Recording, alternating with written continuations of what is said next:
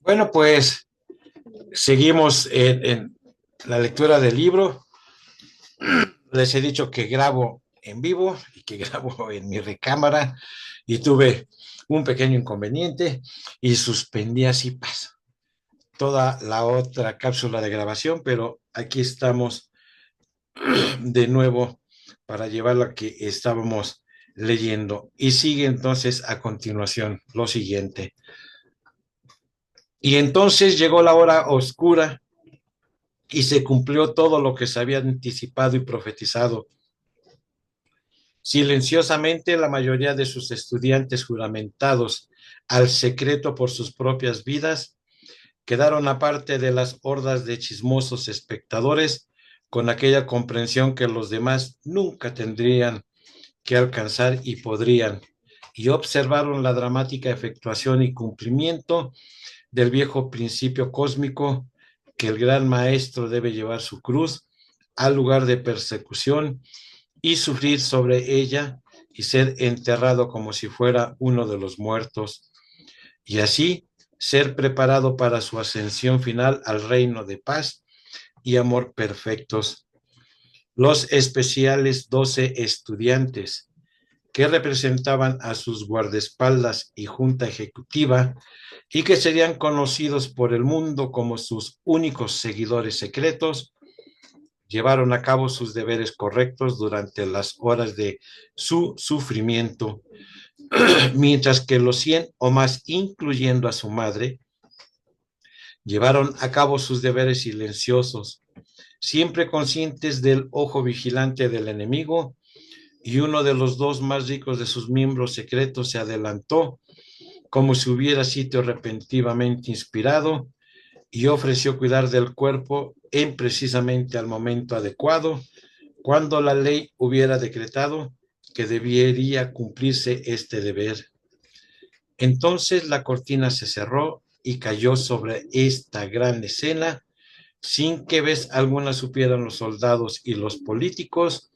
los que se mofaban, los críticos y aquellos que habían tirado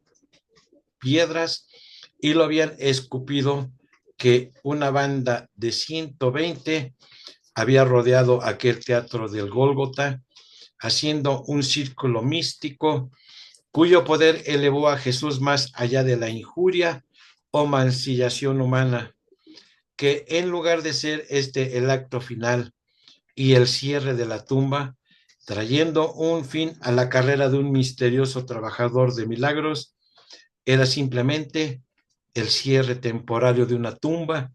que se abriría nuevamente y de la cual se alzaría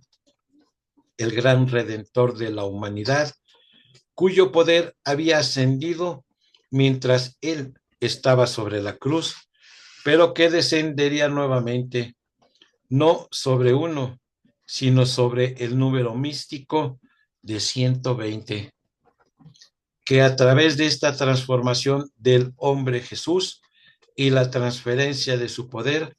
sería traído al mundo el principio de un nuevo reino que sería eterno sobre la tierra. Se ha hecho constante referencia en los capítulos que preceden a la gran misión que Jesús iba a llevar a cabo durante su vida en la tierra. Como esa misión parecía estar tan grandemente asociada con todos los esenciales de lo secreto y el misterio, conviene pausar por el momento y prestar alguna consideración a esa misión en sí. Ya nos hemos referido al hecho que a través de los siglos pasados,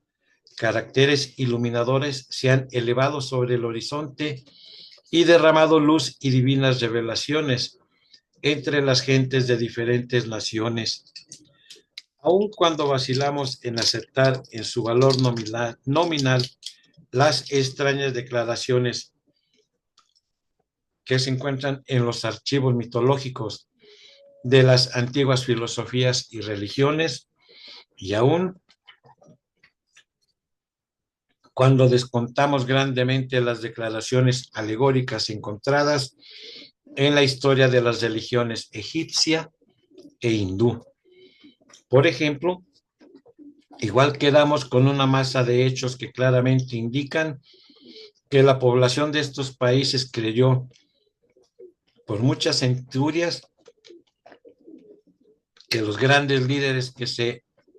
erigían entre ellos y los sacaban de la oscuridad espiritual a la luz eran de nacimiento divino y divinamente ordenados para llevar a cabo una misión de iluminación. Como fue señalado en mi libro que trata con la vida mística de Jesús, han habido muchos caracteres por quienes se han hecho declaraciones de inmaculada concepción o concepción y nacimiento divino. Y hay incidentes constatados que son casi paralelos a la historia de la concepción y nacimiento de Jesús. Aun si nos aceptamos como siendo ciertas estas declaraciones en archivos pasados, sino simplemente como alegóricas, tenemos que llegar a la conclusión de que era una creencia común entre las gentes de tiempos antiguos, que es dos filosóficos místicos y hombres sabios. Iluminados eran la representación de su Dios o dioses y habían sido singular, al igual que espiritualmente nombrados y ordenados a aparecer entre los hombres en diferentes etapas de civilización en desarrollo. Para señalar el próximo sendero o el próximo sendero más elevado y la mejor forma de viajar fuera de su presente situación a otras mejores y más nobles, y podemos fácilmente comprender cómo los seguidores que les admiraban y adoraban y hasta veneraban en cada ciclo de tiempo, inventaron o crearon historias exageradas o fantásticas acerca de la extrema divinidad y singularidad de estos hombres sabios. Después que estos líderes habían desaparecido, estamos inclinados en este día a ser héroes extraordinarios, de aquellos que alcanzan cualquier clase de grandeza en cualquier campo de empresa terrena, y aún tenemos una tendencia de considerar a toda mente grandemente iluminada como habiendo sido no solo ordenada a cumplir una misión de iluminación, sino como habiendo sido singular en un estado físico, mental y biológico. Esta tendencia de atribuirle a los líderes sabios e iluminados de la humanidad ciertas cualidades distintivas no comunes a toda la humanidad, aún se lleva a cabo, por ejemplo, entre los adoradores cristianos que sienten que cada uno de los discípulos de Jesús debe haber sido cósmicamente concebido como un alma y nacido físicamente en el plano terrestre de una manera única para haber alcanzado las grandes alturas y la noble posición que ocupan en la religión cristiana.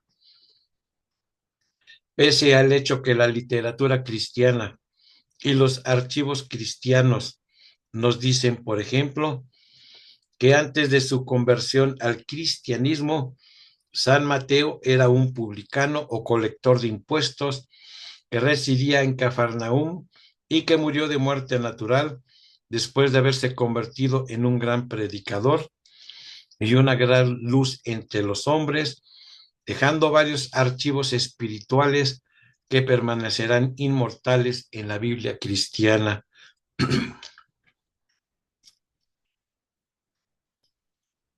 Los cristianos parecen sentir que es merecedor del título de santo, no debido al bien que alcanzó en la parte final de su vida como discípulo y misionero, sino por algunas cualidades singulares que tienen que haber sido asignadas a su alma y personalidad antes de que esa alma se proyectara desde el reino de los cielos o espacio cósmico, al pequeño cuerpo físico nacido en la Tierra y que hasta su nacimiento debe haber sido seguido por algunos incidentes o condiciones singulares que no son comunes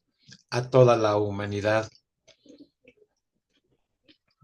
Pese al hecho que los archivos cristianos nos dicen muy definidamente, sin intención de pintar ninguna figura fantástica, que San Marcos era verdaderamente alguien llamado Juan, cuyo apellido era Marco, y a pesar de que se conoce poco de su vida personal antes de su conversión al cristianismo y que no se le atribuye ningún evento que le habría traído a él la atención del público antes de comenzar a predicar como asociado de los otros discípulos, los cristianos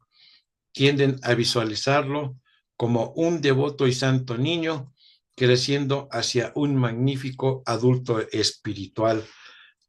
preordenado a ser un santo y una luz en la iglesia cristiana. Y así es con todos los personajes asociados con la historia cristiana. Pero una cosa es segura, en conexión con los antiguos archivos acerca de los avatares y grandes luces que precedieron a Jesús, cumplieron una misión en la vida a despecho de si fue divinamente ordenada o nacieron singularmente. No es porque estos antiguos filósofos místicos y hombres sabios pretendieron o declararon ser divinamente enviados que la historia contemporánea e historia moderna les aclaman como divinamente inspirados y nombrados para una visión vitalicia de singularidad, sino que por lo que en realidad consiguieron e hicieron por la civilización en desarrollo y debido a la iluminación y luz que derramaron entre los hombres. Al analizar y estudiar los escritos o enseñanzas de estos antiguos filósofos, encontramos revelada la verdad y sabiduría inspirada que constituye el tema de sus continuas contribuciones al pensamiento moral y espiritual del día. ¿De dónde vino ese maravilloso conocimiento? ¿Y qué es lo que puede elevar a un hombre fuera de una posición ordinaria en la vida y causar que eche de lado todas las oportunidades para comodidad personal y alcance egoísta, para trabajar diligentemente y mucho a favor de lo espiritual, o por lo menos lo moral o ético, para hacer todo sacrificio humano, para elevar a la humanidad y sufrir valientemente la recompensa final y última que la humanidad parece insistir en darle a aquellos que la ayudan más? La historia claramente registra que la mayoría de los iluminados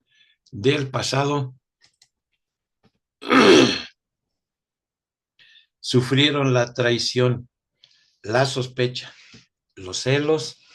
y envidia de ciertas sectas y clase de gente de su tiempo. Y en la mayoría de los casos pasaron por la transición como seres glorificados, colgados por lo menos de una cruz alegórica y burlados por aquellos que deberían ser los que más apreciaron sus logros. Nada sin algún plan cósmicamente arreglado, algún designio debidamente preordenado, alguna idea concebida por Dios y autorizada por Él, podría ser responsable de la singular posición que estos antiguos filósofos ocuparon en su tiempo y por la gran sabiduría que le dieron al mundo y dejaron en impresionantes archivos. Estas enseñanzas transcriptas de estos filósofos claramente muestran que las revelaciones de las grandes verdades de la vida no solo llegaron de una fuente divina a través de mensajes y visiones, incitaciones o estímulos, sino que las verdades así reveladas y presentadas a la masa de la humanidad, progresivas y como pasos llevando hacia adelante y hacia arriba a los planos más elevados de existencia y comprensión consciente, y luego contribuir sobre él una estructura que se elevaba hasta levantar la conciencia de la humanidad a un punto plano donde no podría elevarse más alto en aquel ciclo del desarrollo de la civilización y progreso espiritual en la tierra. Luego, después de un largo periodo de silencio, aparecería otro avatar y llevaría el desarrollo a otro plano aún más alto. Al analizar las enseñanzas de esos antiguos místicos y hombres sabios, descubrimos que el último de ellos había llevado el desenvolvimiento de la conciencia espiritual y la comprensión moral y ética del hombre hasta un punto en que la humanidad estaba lista para las sorprendentes y asombrosas verdades y principios que Jesús reveló hasta en sus primeros discursos. Cuando Jesús declaró a sus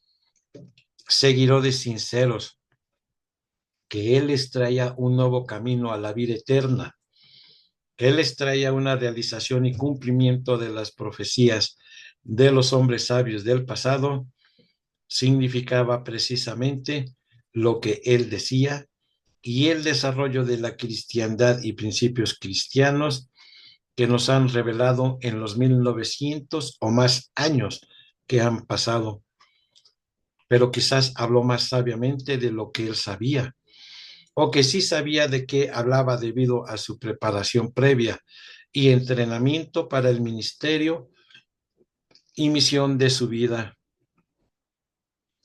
¿Qué entonces era esa misión? Iba a ser como las misiones de los hombres sabios e iluminados que precedieron. Iba él simplemente a erigirse en la oscuridad del ciclo del tiempo y levantar la conciencia de la humanidad un grado más alto, como lo habían hecho sus predecesores, y salvar a la humanidad de fallar en su camino o volver a sus antiguas creencias y prácticas. Iba a ser él, después de todo, nada más que otro de los salvadores divinamente inspirados y preordenados de los ciclos de tiempo que pasan.